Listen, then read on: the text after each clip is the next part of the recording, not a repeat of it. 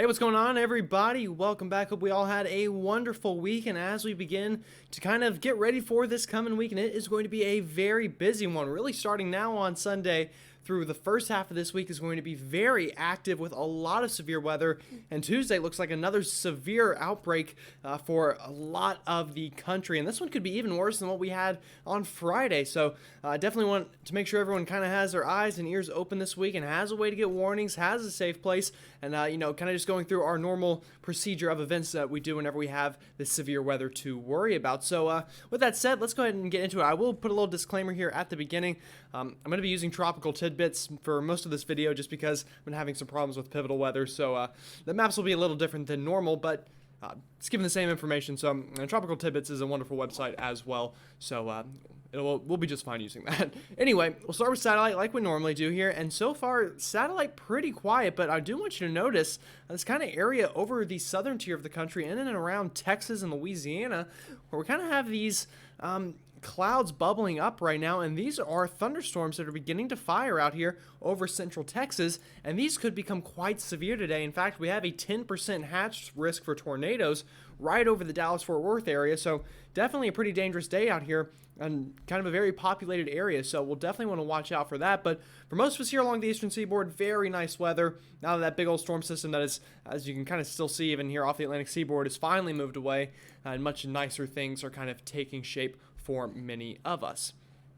So we'll start with that severe weather threat today because, again, this is going to be a pretty big deal, I think. Again, we have this enhanced risk right here over the Dallas-Fort Worth area and surrounding counties, but that slight risk and marginal risk go as far east as Jackson, Mississippi. And you can see we kind of have like a sideways pear shape today. If you were to turn this vertical, it'd look like a giant pear, but that's kind of off topic. Anyway, though, this weather will be a pretty big deal, so we're definitely going to want to talk about that. But to kind of break down the threats individually here, we'll start with that tornado threat. And here, again, just like I talked about, we have that 10% hatched area. So what that means, whenever you see kind of this checkered pattern within that color, that means that we have the risk of kind of stronger than normal tornadoes. So a lot of the times, you see kind of little noodle tornadoes, as a lot of people like to call them, that kind of touch down really quick and lift up, and they're usually EF1, EF0 status.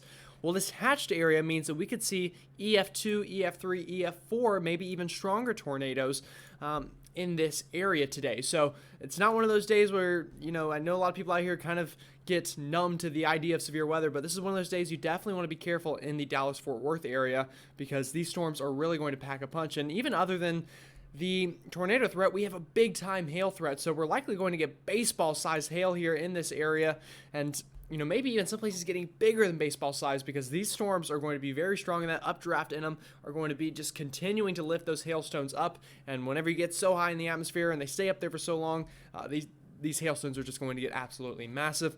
And then, of course, we have the threat of strong winds as well through the same area here. So looking at our latest model here, we'll look at the high resolution rapid refresh, one of my favorite models to use here. And you can see by the time we get around 5, 6 o'clock tonight here local time, we're going to get a lot of these storms to really begin to fire up. And you can tell this isn't going to be like a line of storms that moves on through that usually just has a lot of strong winds. These are pretty discrete cells here, and a lot of these, or just about all of them, are going to have very strong winds, very big hail, and a couple of these, especially here kind of around Dallas-Fort Worth, have the potential to rotate and produce strong tornadoes. So that is going to continue to occur through sunset before eventually, as we get more into the overnight, a lot of these storms are going to kind of blob together, if you will, or just kind of merge together into just an area of unsettled weather with more of a hail and strong wind threat taking over by the time they get into southern Arkansas and northern Louisiana and eventually Mississippi overnight tonight. Then they kind of begin to clear out going into tomorrow. So that's today's severe threat. Tomorrow we have another area of severe weather potential in a couple different places, but tomorrow doesn't look like a crazy active day, but still one of those days you want to keep your eye out because we could get one of those storms to kind of surprise and do a little bit better than we might think right now. So again, over the Dallas-Fort Worth area, although a much smaller risk than today, still a risk of some strong storms. Another area here north of St. Louis through northern Missouri, Springfield, Illinois, Indianapolis has that chance of maybe a couple strong storms tomorrow. Then another one here in the southeast here from Birmingham, Tuscaloosa, back down towards Macon, Georgia, south western Georgia and into the extreme northern Florida panhandle, having that threat of severe storms tomorrow. So these storms tomorrow, tornado threat isn't off the chart, but especially here in these kind of southern areas, we could surprise with a quick spin-up tornado, likely a weak tornado, but nonetheless a tornado. But I think tomorrow, more of a wind and hail threat in these areas, and especially wind being the bigger threat for really all three of these sections that we just looked at. Then whenever we get into Tuesday, that's when things get very dangerous again. And you might be wondering, didn't you show us this map last week? It might look like that, but this is a completely different setup where we once again have two very distinct areas, or a kind of bimodal setup, as I'm sure you'll hear all over the place. And pretty much what that just means is we're going to have two big time areas of severe storms. One, once again up here into Iowa, northern Missouri, and Illinois. Then another one down here right back into Arkansas, just like we had on Friday with that tornado that ripped through Little Rock. A lot of these same areas under the gun here on this Tuesday. And again, from what we're seeing in the models, there's no indication that this will be any less than Tuesday. In fact, a lot of the models show this being even worse than Tuesday. So, if you got lucky Tuesday and you didn't see severe weather and maybe you weren't too prepared, now's the time to change that. Now's the time to get prepared. Make sure you have some kind of safety plan ready to go, a way to get those warnings. And just make sure, please, I beg you, really, on Tuesday, if you're in these areas, this could be one of those days that you remember for a while for a lot of people. Just like we had on Friday, there's going to be plenty of people in Little Rock that will never forget that Friday, and we're going to have more communities have that same experience this coming Tuesday. And if that happens to be your community, I want you to be prepared and have all the life-saving measures that are needed. Other than the severe weather here, we do have a big-time winter storm coming as well. So, April is not coming in quiet. It's coming in with a bang in all sorts of different ways. And up here, if you're in the northern plains, you may not be getting tornadoes, but let me tell you, you're going to get very strong wind, blizzard conditions, winter storm conditions, and in some places, we're going to have extreme impacts. This is as high as it can get on the scale here, especially here through sections of the Dakotas, back towards the higher terrains of Wyoming. These are going to be very extreme impacts. So the wind absolutely howling, the snow coming down in very heavy rates, and travel is going to be just really impossible in these red and purple areas.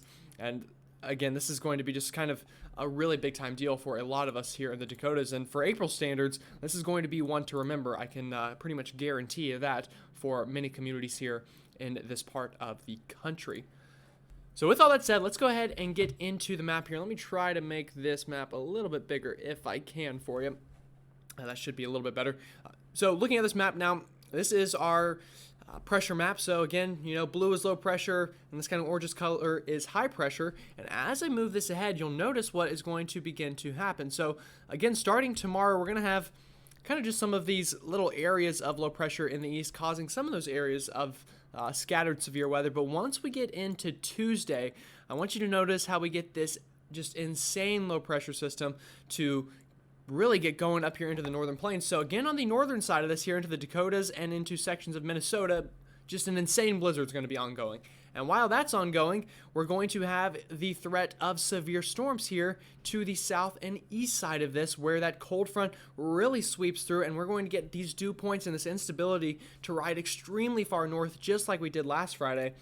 And that is going to be a recipe for disaster for a lot of us. So again, a very similar setup to what we had last Friday. We have plenty of this warm air being kind of advected northward by this high pressure here, and that combined with this very strong wind energy being provided by this low pressure system, we're going to get plenty of overlapping of these winds, and we're going to have plenty of rotating storms just like we did on Friday. And then as we get into Wednesday even, we're going to have another severe weather threat over here into sections of the Northeast and the Midwest. So a lot of us that just saw those severe storms yesterday up there, we'll be seeing a lot of the same thing here as this low pressure really just cuts crazy far north, and with still plenty ample instability, some of those northern areas close to that wind energy near the high pressure are going to have the chance for severe weather again on Wednesday, before finally going into Thursday and Friday. We get this really dry, much nicer high pressure to kind of work its way into the eastern half of the country here. So that's the overall setup. Let me go ahead and go a little more in depth with certain ingredients that we're going to be working with here. And we'll start with the dew points, because this is a very key part of getting severe weather here in this part of the country. So to get severe weather, you really want to see these dew points creep kind of past the 60 mark. So once you start getting into these orange areas, that's whenever you become a bit more favorable, at least in terms of instability, for some of that severe weather. So you can see as we go into Monday afternoon, this is why we do have a bit of a severe weather threat here into the southeast, just because some of us here will have some of that instability. But as this really gets going and really advects northward into Tuesday afternoon, look at this warm sector that we're working with. And what I mean by that is areas here that are above 60 degrees in terms of dew point. Look at this giant area here that has plenty of enough instability to work with to get these severe storms. Now, of course, that is just one aspect of it on Tuesday. The other aspect is CAPE, and what this is instability or convective available potential energy, hence the name CAPE, and this is just pretty much what fuels the thunderstorms in terms of instability. So whenever you walk outside on a summer day and you see the sun beating on you, and you're like, wow, I'm sweating, it feels just like the atmosphere wants to explode almost. So that's kind of what this is. This is that instability that fuels these thunderstorms, and as you can tell on Tuesday afternoon, we're going to get a big area of this CAPE to develop. This is kind of really, I don't want to say off the charts, but this is kind of really getting to that level of, this is very serious levels of CAPE that we're working with, especially up here. Whenever you have CAPE like this close to a low pressure system of this intensity, that just spells absolute trouble for a lot of people. And this is why this could be even worse than last Friday. This is really off the chart levels of CAPE, and that combined with all this wind energy with that low pressure there, going to cause a lot of problems. But don't let your guard down in the southern areas back down towards Arkansas. I'm trying to find a pin color here that works a little bit better, sorry. I guess we'll just go with blue. It's kind of visible, I guess. Actually, you know what? Let's try orange. Sorry to get distracted here, but whatever. Anyway, we'll just go with whatever color works. Anyway, so back down here towards the Arkansas area, don't let your guard down either. Even though you may not see the CAPE super high on this map, that doesn't necessarily mean that it's not going to be there, and we still have plenty of enough ingredients down that way to fuel these thunderstorms. The other big part of this is wind energy. So you can see on this map, just look how much wind shear we have to work with in this area. And this is, again, the same area that was in that warm sector and the same area that had that CAPE. So what you're seeing here that's very important is the overlapping of ingredients. And that's what's very important to getting the severe weather. Whenever you see all these key parameters kind of line up right on top of each other, especially this time of the year, early April, that's how you know you have the chance for a big time outbreak here through this part of the country. And again, this is going to be tornado potential, hail potential, wind potential, just like we had on Friday, just likely even a little bit worse than Friday. And Friday was about as bad as it can get in terms of what we saw in the forecasts that were kind of projected. So now that we've seen all the ingredients, let's look at the precipitation map and what we are expecting with all these ingredients on top of each other. So starting kind of late tomorrow evening, some of the snow will begin to fall up here near Wyoming and the Dakotas, and that is going to continue into early Tuesday morning and really get going by Tuesday afternoon. And while this is ongoing on Tuesday afternoon, again, notice this just massive blizzard unfolding in the Dakotas, and we could really see feet of snow for some of us there. But tomorrow's video, I'll have more of a detailed snow map, but today I just want to show you the overall setup. But this is really going to be, again, a storm to remember here in sections of the Dakotas. But to the south of that and to the east of that, we have this area of storms that are going to develop here into Iowa, Missouri, Illinois, and then another area of storms back down here towards Arkansas, Oklahoma, and Texas. And all of this is going to cause big time severe weather through the day Tuesday, again, likely overnight Tuesday for some of us, and then again on Wednesday afternoon up here into sections of the Midwest and Northeast. And while that's ongoing, Canada is going to be getting slammed by a massive blizzard and a pretty big ice storm as well for a lot of places up there to the north. And then come Thursday afternoon, we're still going to have some of these showers and storms hanging around here into the southeast, although I think the severe threat will be much lower in those regions than back out west, before finally going into this weekend and into the Friday time frame. We look to have much nicer weather before we kind of get another potential of what we're seeing today of another short wave to kind of move through and potentially cause even more severe weather for some of us, although I think we'll really be lacking instability come next weekend. And again, next weekend we'll have the potential for some rain to hang around.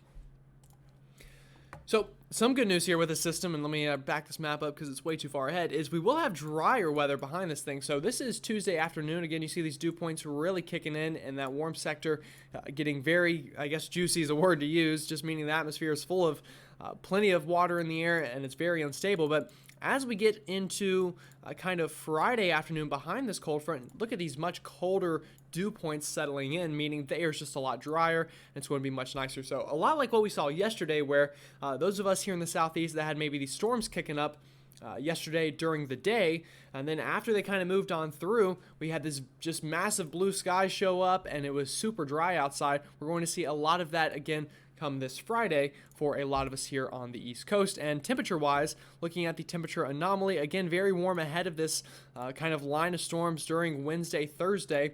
But then as Friday approaches and that line of storms moves on through, we get much nicer average April-like weather. And then this weekend, we could have below average weather here in the southeast as we get some of these showers to move on through. But we'll talk about that again sometime later. So just to recap, we've got a massive storm on the way, a lot of snow, blizzard-like conditions, and another massive severe weather outbreak really starting tomorrow through Wednesday before by the time we get into Friday, things look to clear up, and I really should say tomorrow through Thursday because Thursday could also maybe have some severe weather in places, but we'll talk about that later on. So again, just make sure you have a way to get these warnings. Make sure that you're staying safe out there. And of course, make sure to come back tomorrow for another update. And if you don't come back here, then there's plenty of other channels that you can check out.